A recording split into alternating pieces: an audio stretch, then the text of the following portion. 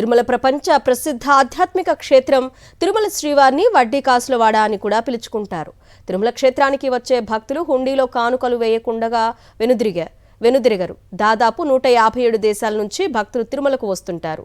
157 దేశాల coins, currency నోట్లు హుండీలో కనిపిస్తుంటాయి. మరి విదేశీ కరెన్సీని ఏం చేస్తుంటారు? శ్రీవారికి కానుకలుగా సమర్పించుకునే ఫారెన్ కరెన్సీపై ఓ లుక్కేద్దాం. కలియుగ దైవం తిరుమల శ్రీనివాసుడు. తిరుమల శ్రీ వెంకటేశ్వర స్వామి మూల విరాట్టును రెప్పపాటు సమయం దర్శించుకుంటే చాలు జన్మ ధన్యమైందని భావిస్తారు భక్తులు. తృణమో ఫలమో తమకు ఉన్నంతలో స్వామివారి హుండీలో సమర్పించుకోకుండా తిరుమల కొండకు వచ్చిన భక్తులెవరూ తిరుగు ప్రయాణం కారు.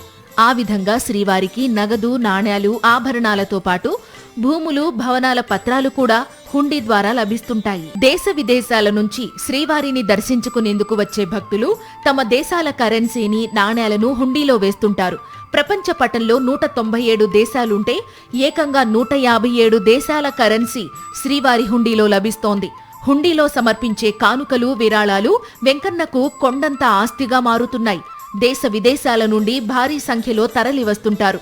శ్రీవారి దర్శనం అనంతరం భక్తులు వెంకన్నకు ఖరీదైన కానుకలు సమర్పిస్తుంటారు. హుండీ ఆదాయంతో పాటు ప్రతిరోజు వచ్చే విరాళాలు, కానుకలు వడ్డీ కాసులవాడి ఆస్తులను అంతకంతకు పెంచుతున్నాయి. ఇప్పటికే 100 టన్నుల బంగారం, 1000 కోట్ల నగదు డిపాజిట్లు బ్యాంకుల్లో ఉన్నాయి. ముడుపులు కట్టి వెంకన్న హుండీలో సమర్పిస్తున్న కానుకల్లో రికార్డు స్థాయిలో విదేశీ కరెన్సీ వస్తోంది.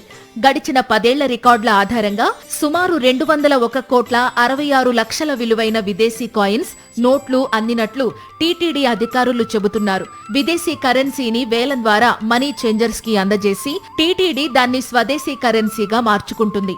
2004 వరకు బరువు ప్రాతిపదికన నాణేల విక్రయం జరిగేది. ఆ తరువాత నాణేల విలువ ఆధారంగా మార్పిడి జరుగుతోంది. FCRA మార్గదర్శకాల ప్రకారం తిరుమల SBI బ్రాంచ్ ద్వారా న్యూఢిల్లీలోని SBI బ్రాంచ్లో విదేశీ కరెన్సీని, నాణేలను జమ చేస్తున్నారు. 2 ఏళ్ల కిందట TTD foreign contribution regulation act నిబంధనలను ఉల్లంఘించిందనే వివాదం కూడా నడిచింది. విరాళాలు ఇచ్చే దాతల వివరాలు తెలియజేయడం లేదనే రిపోర్ట్ ఆధారంగా టీటీడీకి జరిమానా కూడా విధించారు. అయితే హుండీలో సమర్పించే కానుకలు కావడంతో దాతల వివరాలు తెలియజేయాల్సిన అవసరం లేదంటూ యాక్ట్ నుంచి మినహాయింపు లభించింది. 2007 వరకు ప్రపంచవ్యాప్తంగా కేవలం 30 దేశాలకు సంబంధించిన కరెన్సీ మాత్రమే పరకామణి లెక్కింపులో కనిపించేది. ఆ తరువాతే ఇతర దేశాలకు సంబంధించి కాయిన్స్, నోట్లు అధికంగా రావడం మొదలయ్యాయి. శ్రీవారి హుండీలో అమెరికా, మలేషియా, సింగపూర్తో పాటు UAE దేశాల కరెన్సీ అధికంగా ఉంటోంది. అప్పుడప్పుడు పాకిస్తాన్ కరెన్సీ కూడా కనిపిస్తుండడం విశేషం. 2004లో 10 టన్నుల విదేశీ నాణేలను టీటీడీ విక్రయించి దాదాపు ₹1 కోటి ఆదాయాన్ని కూడబెట్టింది. ఆ తరువాతి సంవత్సరం నుంచి విదేశీ నాణేలను విలువ ఆధారంగా లెక్కించి ఇండియన్ కరెన్సీలోకి మారుస్తున్నారు. ఏటా సుమారు ₹50 కోట్ల విలువైన విదేశీ కరెన్సీ స్వామివారి హుండీలో లభిస్తోంది.